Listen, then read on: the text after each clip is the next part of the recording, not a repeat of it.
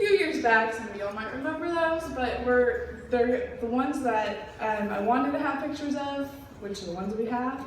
They're not completely finished yet, so I had to just give you an idea of what those were going to be like. But we're very excited, and so let's just start with just some general information about the garden, which a lot of y'all already know. Basically, we're open from 9 to 5. The admission, $15 for adults, $12 for seniors, $15 for parking. But you can get a discount. I always tell people this when I talk to them on the phone before they come out, $8 online, which is a big help when you have $15 parking. No pets are allowed. Oh, and then the big thing is if you're walking around the garden and you see people, nowadays, people bring hammocks out here. I mean, if you see people, the hammocks that go in those bags, like they've been on the concert lawn, those kind of things are not allowed in the garden. I always tell people, we're not a park, there's a park right next door if you want to go enjoy that, but at the same time, you're welcome just to grab one of the employees and tell them, hey, I saw this, it's really helpful. Balls aren't allowed to get in the garden beds and ruin the garden, so having as many eyes as we can have always really helps. So just a reminder about that. And also no amplified music or musical instruments. We're beautiful, other than what I add to the garden for the events, but other than that, we don't allow that as well. So. This is for staff parking. I think it's completely different. I'm sure Sean will hit on the volunteer parking for y'all about where to park because of how, yes ma'am. On the Facebook that says smoking is okay in parking lots, I thought it was not. It is not, that has not been updated. I appreciate that. It is no longer, that is actually last year it was allowed in the parking lot, and then this year it is new. It is not allowed in the parking lot. Thank you. I need to update that. Sean will touch base with you as far as parking for volunteers, and I'm sure she'll do that. Dining options, just a reminder about dining options. We have some great dining options. One of them is Restaurant de Gaulier, the Lula May Slaughter. We'll have the Gold Cheese Station back, Cafe on the Green. Cafe on the Green, we're really amping up this year. I talked with Jill's. I'm really wanting it to be a place that you can go. I talked to him about adding some 1960s food. He's waiting on getting me the menu for that, but we're going to change up a little bit of menu on Cafe on the Greens with some fun items. So look for that coming. The Canopy Cafe will be open, and then you also have the Two Sisters Cafe down at Children's Garden. Just a reminder about the tours, which I'm sure y'all know about the de Gaulier State Tours. Trams. Oh, we are doing early morning walkthroughs. So Saturday morning we'll have the yoga. It won't start until March 18th. The festival starts February 25th, but the yoga in the morning will not start until March 18th. We are doing the 7 a.m. open for members. It goes all the way through October, and it starts February 25th. I've already gotten some calls from some members inquiring about that. Okay, so what makes this whole festival a little bit different than it did in the past is that each weekend is going to be uniquely themed. Each weekend we're not doing the same thing, the same activities that we always do. We always still are going to have the Mommy and Me Mondays, the Tiny Tot Tuesdays. We'll have Senior Young Thursdays, and then when it comes to Saturday and Sunday, each weekend is going to be a theme from the 1960s. So we start off with our kickoff, and it's Baby Boomer Memories and 1960s music. So we're going to have live music in the garden. It's always a little slow on getting amped up for the beginning of the festival, February 25th. So we didn't do a whole lot on this weekend because it just takes a little time to get going with that. But we are doing my Baby Boomer Memories. I got memories from some folks, and I have 5 signs. They're about 6 feet tall and 3 feet wide, and they're going to be outside of Rosine Hall. And they've got, Dale Hansen gave us a quote about what he remembers from the 1960s. Basically, he said he missed his hair. Then I've also got some actor like Adam West, Adam West, and then like where is he now kind of thing, like actors about what they did and where are they now. Just a little fun information to get started. All right, well, the next weekend is March 4th through the 5th. And we've got an Ed Sullivan impersonator from Las Vegas coming in, and we're going to do an Ed Sullivan show. And that's him. He really looks like he does all the actions like Ed Sullivan. That's going to be a really fun weekend. Every Saturday, we're going to have hula hoops on the concert lawn from 10 to 12. Those are going to be volunteer led, so that's a volunteer opportunity. I've got fun hula hoops, and it'll be down the concert lawn. It's just making sure no one walks off with a hula hoop, and the kids can have fun doing hula hoops. And then that weekend it'll be on the top of the concert lawn because the Ed Sullivan show we're recreating the entire concert stage to look like a TV show set. So I've got Ed Sullivan coming impersonator, and then we have a variety show, which is an act that includes anything from juggling to sword swallowing to, this guy does it all. And then we end the show at 1 o'clock with an introduction, because Ed Sullivan, Beatles were famous of being introduced by Ed Sullivan, so we're going to have a tribute band. It's not Hard Knight's Day, but it's British are coming, and they play at the Londoner in the Mansion, and they are fabulous. So we're excited to have them play for an hour after the Ed Sullivan show. So that's 12 to 2, and that's our big thing for that weekend. I'm really pushing that. I think it'll draw a really good crowd as long as we get the word out and people know about it. So, and also, I'm going to need help setting up. I've given Sean all my volunteer requests for every one of these weekends, and I need a lot of help. I'm going to need help setting up I'm getting props brought in, so just setting them up and making sure my band members don't wander off and all that fun stuff. Okay, so the next weekend is March 11th through 12th, and it's Vintage Garden Games. Our plan for this is to take basically the garden map and change it into a Candyland just for the weekend, and change it into a Candyland board game.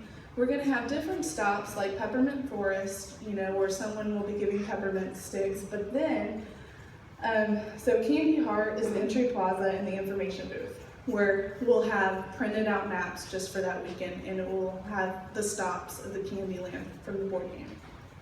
Peppermint Stick Forest will be a table of peppermint sticks, and that's going to be the Ferndale. And then Gumdrop Mountains is the Trial Gardens.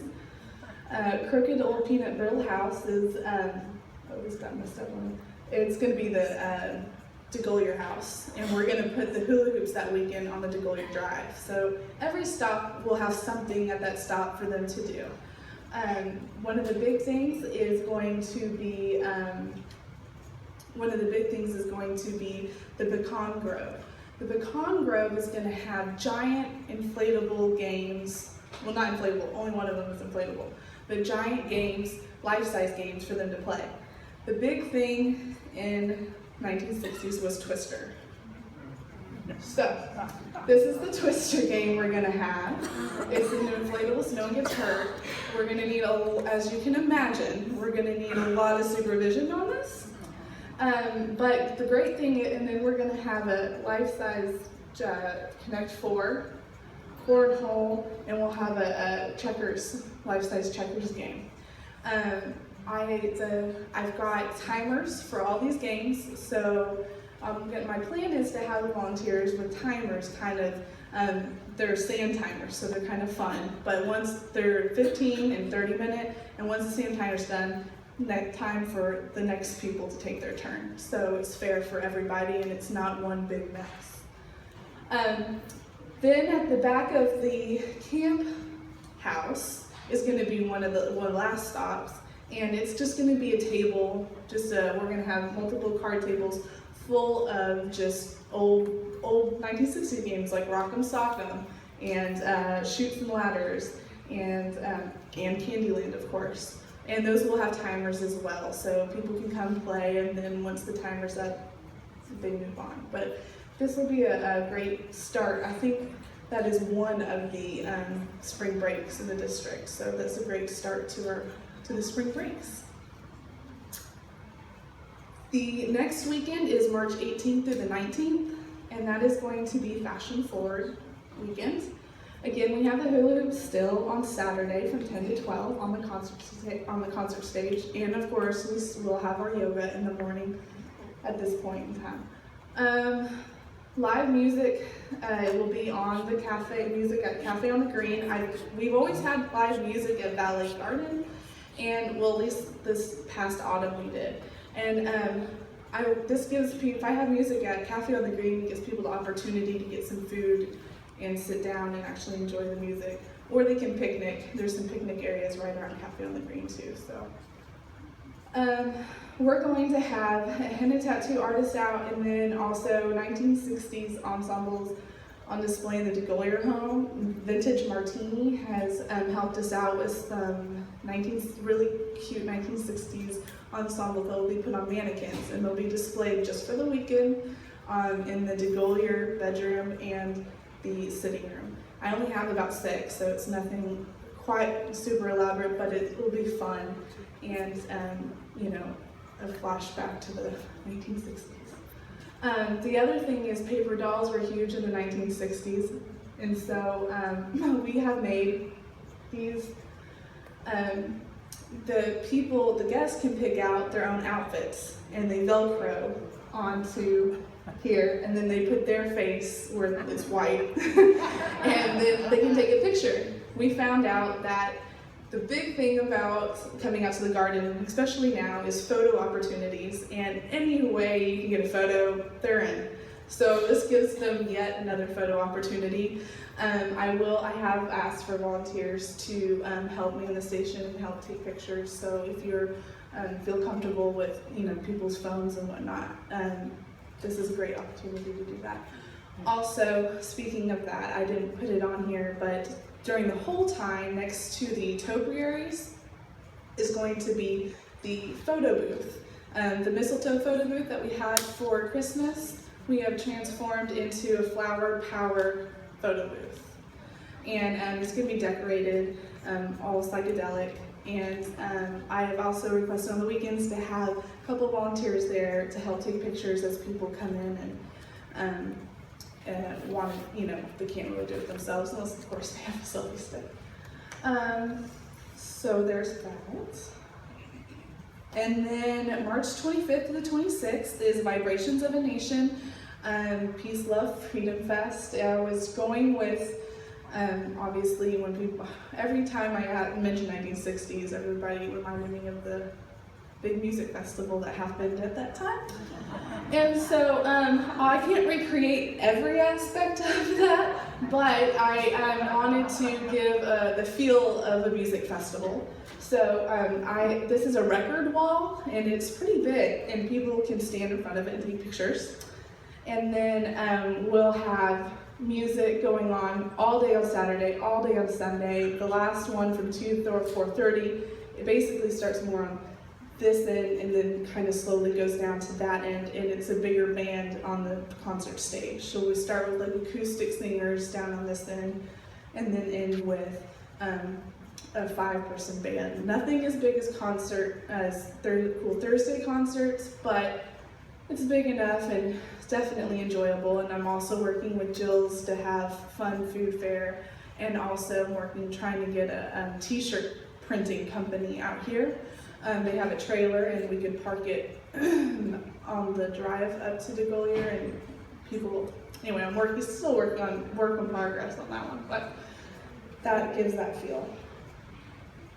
April 1st to the 2nd is going to be Ann's Diner.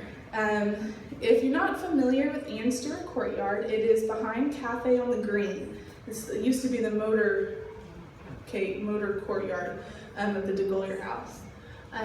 It is now Ann Stewart Courtyard. I called Ann Stewart and I asked her if she wouldn't mind me using her name to call our diner, Ann's Diner. So we're recreating an old American hangout.